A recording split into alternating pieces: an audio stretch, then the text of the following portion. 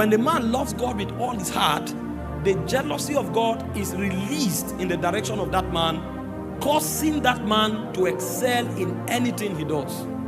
In fact, one of the ways God can vet a man and commit not just his power to him but himself is when he discovers that that man loves him. Meanwhile, the love of God is not emotion. This is where a lot of people get it wrong. That you kneel down praying and weeping profusely does not mean you love God. You are being momentarily emotional. When that emotion is over, you will return to status quo. There are ways scriptures define the love of God.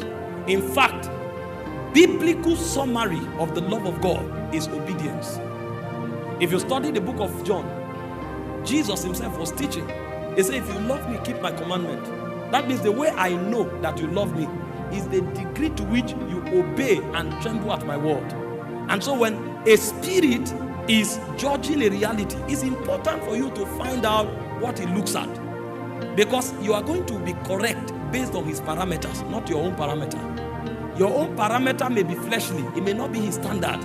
It is his parameter that defines you. And so you find a man who loves God. That's the man who obeys God, and obeying God is his priority. Do you see why we emphasize certain things? Most times, if you know the truth, you will discover that the least thing you need are impartations. Impartations come to activate dimensions in you that were dormant. But the way you sustain them is by living these realities.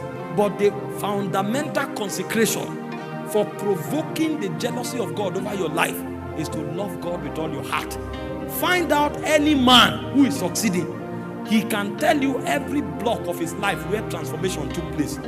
God said, God said, God. The moment God says and you obey, even if the whole world turns against you, they can't stop you. Obedience is one of the things that makes men become invisible.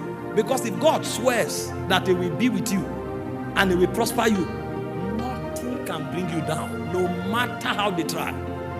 No demon from Hades can bring you down. But today, people don't obey God enough for God to commit himself to them. And the reason is because obedience have tributaries. And let me show you three tributaries of obedience. When the man begins to walk in law, the one that is powered by obedience, you will discover that there will be 3 rivers flowing in his life. The first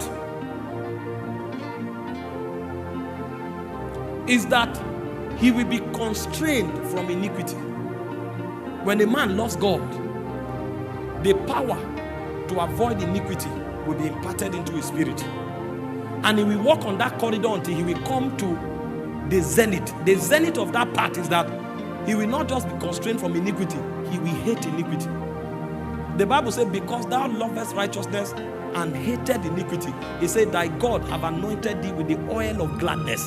So when you love God, one of the parameters you will see is that you will begin to despise evil. Your spirit will begin to hate iniquity.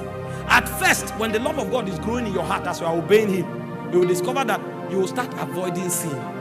You were smoking before, you don't want to smoke anymore. You were drinking before, you don't want to drink anymore. You were fornicating before, you don't want to fornicate anymore. You will now grow from there. You will come to a point where it's not something you don't want anymore. You no longer have appetite for it. So you grow from a point where you avoid it. You put yourself under subjection. That's what Paul said. He said, I beat my body. I bring it under subjection. So you fight against it. Then you grow to a point where you are not fighting against it anymore. You no longer have appetite for it. The appetite now has been modified because you started mechanically, but when the Holy Ghost saw it, the Holy Ghost now breathed on you. But first of all, you will start resisting it. Hope you know the Bible said, if you have not resisted sin to the point of your blood. So you have to resist it even when it costs you your life. And then as you keep resisting, a point will come, the Holy Ghost will see what you are doing. Then the Holy Ghost will step in. When the Holy Ghost steps in, you will stop resisting. The appetite will die. Meanwhile, you are obeying God, but this is what is happening to you. As you are obeying God, you start fighting sin.